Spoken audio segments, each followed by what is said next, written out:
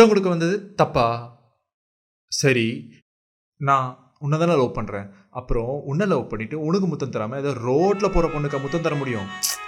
முத்தம்லாம் கல்யாணத்துக்கு அப்புறம் தான். அப்புறம் மேடம் மட்டும் டக் பண்ணீங்க. அது ஒரு ஃபார்ம் ஆஃப் லவ். அப்போ முத்தமும் ஒரு ஃபார்ம் ஆஃப் லவ் தானே. இது ஒரு அன்புங்க, பிடிச்சவங்களுக்கு மட்டும்தான் கொடுக்க முடியும். இதுக்காக கல்யாணம் வரைக்கும் வெயிட் பண்ண சொல்றியா? ஓ, அப்போ உனக்கு முத்தம் தான் கொடுக்கணும், எனக்குன்னு இல்லை, யாருக்கு கொடுத்தாலும் ஓகே தானே?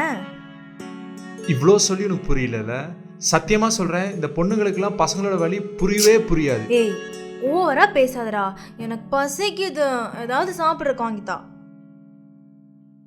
பாதி கேக் நீ தாண்டி தின்ன. அது சாப்பிட்டு 1 hour ஆச்சு.